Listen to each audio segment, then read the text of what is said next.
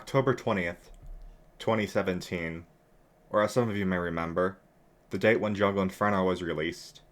It's been over 2 years since we've gotten a major update, and by the looks of it, that number will only increase for the foreseeable future. I'm sure that most of you have heard about the latest news regarding TF2. I'm of course referring to the game's development being put on hold, which came to the shock of, well, not me, that's for sure. Getting straight to the point, Team Fortress 2 isn't in a great spot right now, and it's been clear that support for TF2 had been declining. On the rare occasion that Valve does end up supporting the game in a short time span, before getting back to business as usual, many will still feel as if the quality of the game will only get worse with each passing update, myself included. A build of the game dating back from 2008 had been leaked some time ago, much to the modding community's interest. Having been sick and tired of Valve's treatment toward the game over the last few years, a group of determined fans took this source code and reused it in their own image.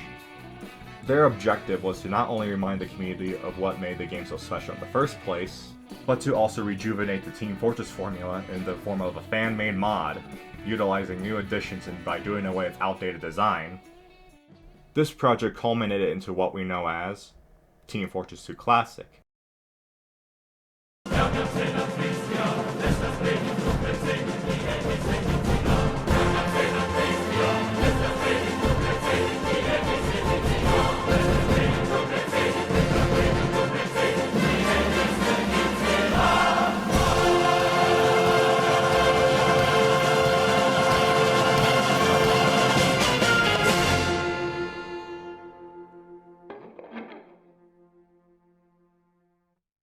TF2 Classic had aimed to further take Team Fortress 2 in a direction more akin to what Valve had originally intended for the game, and to invite fans to see what the end product could have been, had that original vision continued into the current PC gaming environment, instead of, well, what we got.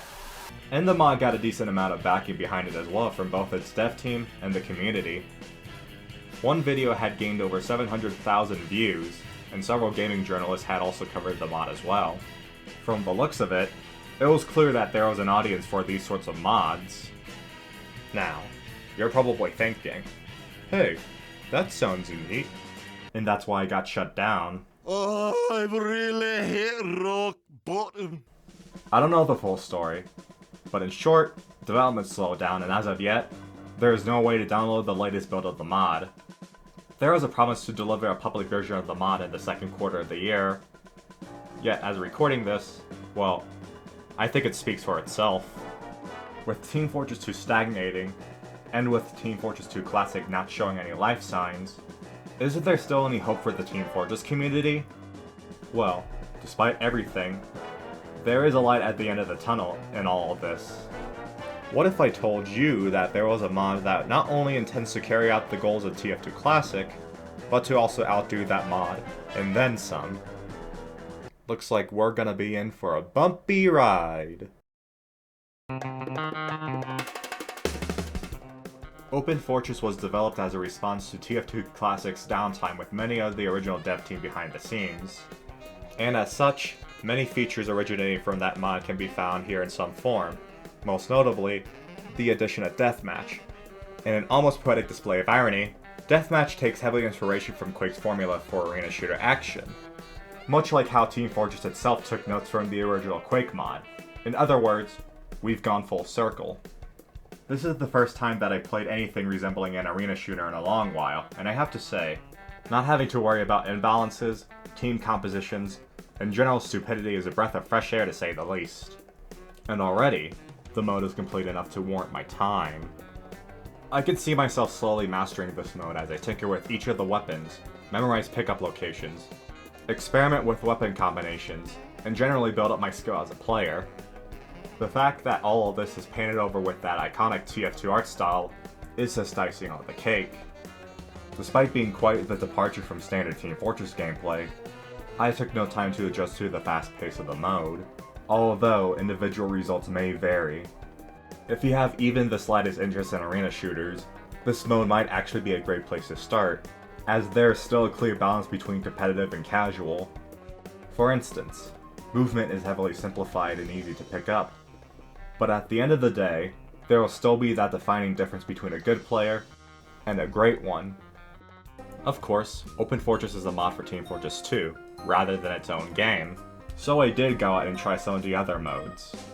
While not as complete nor as refined as Deathmatch, these modes still offer something special. Highlights include Infection, Retro Mode, Escort, and my personal favorite, Team Fortress Classic vs Team Fortress 2 mode. Speaking of refinement, I'd like to describe Open Fortress as inheriting what TF2 gets right, but more needs to be groomed. Being a mod developed years after the original game was released, you're going to get the expected high-resolution textures and polygons. However, Open Fortress accomplishes more than that in order to truly expand the Team Fortress universe. New characters have been created. The roster of weapons is inventive and numerous. View models use their SFM counterparts. Muzzle flashes light up the area. There's an actual progress bar. And I feel like it's appropriate to talk about the maps. No longer do launch maps strictly consist of familiar shades of red, orange, and yellow, but instead, locations have been expanded outside of the Badlands. Battlefields can range from forts, cityscapes, ancient tombs, to moon bases. Despite the variety, these maps all end up feeling appropriately tailored for any Team Fortress game. Some of these same maps also feature the same level of artistry that can only come from the reaches of the modern mapping community. Actually, if I had one word to attribute to this whole project, artistry would be it.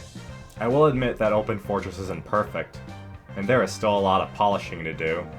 Basic rocket jumps are too effective, and pills can land direct hits even after bouncing off of a surface, among other things. But development is still active, with no signs of stopping. If you hadn't figured it out yet, I view Open Fortress as a worthy successor to Team Fortress 2's legacy, having the potential to outdo that game in most ways, even if TF2 will always offer something that nothing else can. I've been burnt out on Team Fortress for a while now, and I know that many feel the same way. In turn, I'm glad to report that this mod reignited my passion in the franchise. To simply say that I had fun with this mod is an understatement.